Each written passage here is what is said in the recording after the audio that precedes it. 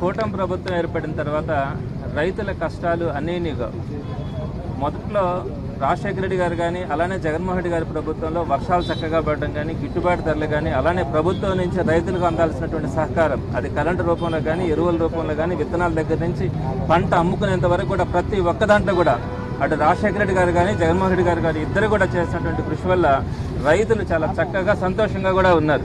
పొలాల రేట్లు పెరిగినాయి, అందరూ కూడా రైతుకు ఒక విలువ గౌరవం ఉండింది.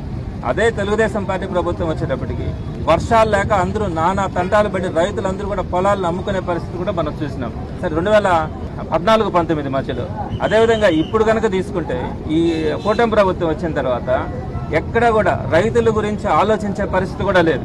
రైతులు పడుతున్నటువంటి కష్టాలు అన్నిటిని కూడా వదిలేసి ఈరోజు కేవలం ఏంటంటే అరెస్టులు చేయడం, రాజకీయ నాయకుల్ని రాజకీయ కక్షలు అంటే వైఎస్ఆర్సీపీ అన్న వారందరినీ కూడా అరెస్ట్ చేయాలన్న ఒక ఆలోచన తప్ప ఎక్కడా కూడా రైతులను ఆదుకోవాలనే ఆలోచన కూడా లేదు.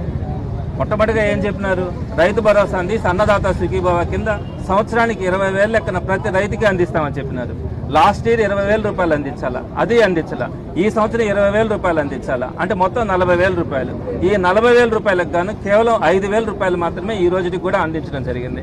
అదే జగన్మోహన్ రెడ్డి గారు కేవలం 12,500 రూపాయలు మాత్రమే ఇస్తానని చెప్పి రైతు భరోసా కింద అధికారంలోకి వచ్చిన తర్వాత 13,500 రూపాయలు, అంటే చెప్పిన దానికంటే కూడా 1,000 రూపాయలు అదనంగా సుమారుగా 53.58 లక్షల మంది రైతులకి చక్కగా 5 సంవత్సరాల పాటు రైతు భరోసాను అందించిన క్రమం కూడా మనం చూసినాం.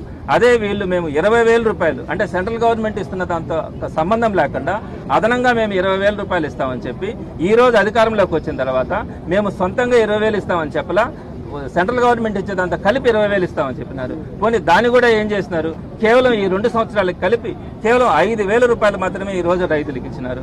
అదే వైఎస్ఆర్సీపీ గవర్నమెంట్ ఉన్నప్పుడు 53.58 లక్షల మందికి రైతులకి రైతు భరోసా కింద ఆర్థిక సాయం చేస్తే ఈ రోజు దాంట్లో కూడా 7 లక్షల మందికి కోత కోసి కేవలం 5,000 రూపాయలు మాత్రమే ఈ రోజు అందించినటువంటి పరిస్థితి మనకు కనపడతా ఉంది.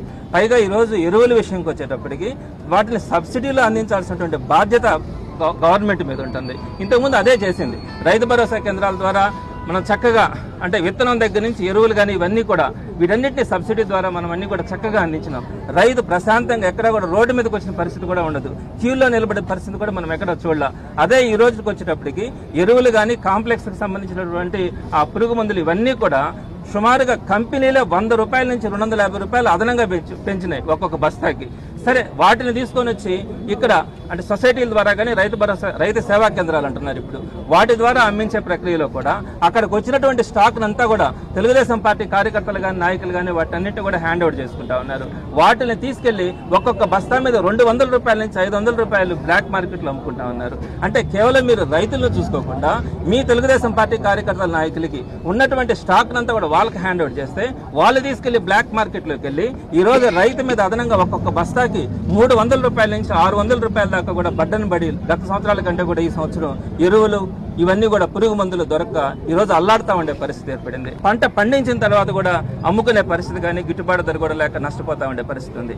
ఇటువంటి దయనీయమైనటువంటి పరిస్థితులు గత 15 సంవత్సరాల్లో ఏ రోజు కూడా రైతు పడల.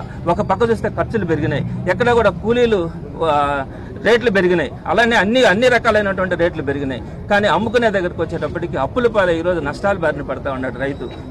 దీని సందర్భంగా వైఎస్ఆర్సీపీ డిమాండ్ చేస్తా ఉంది, ఇమీడియట్ గా మీరు చేయాల్సింది ఏంటంటే ముఖ్యమంత్రి గారు కానీ అగ్రికల్చర్ మినిస్టర్ కానీ వెంటనే ఎక్కడైతే యూరియా సర్ప్లస్ కొన్ని దగ్గరలో ఉండొచ్చు, కొన్ని దగ్గరలో ఏమో డెఫిషియన్సీ ఉంది, ఎక్కడైతే డెఫిషియన్సీస్ ఉన్నాయో వాటన్నింటి దగ్గర కూడా మీరు ఆ యూరియాని పంపించి రైతులకు ఎక్కడ కూడా ఇబ్బంది లేకుండా చేయాలా.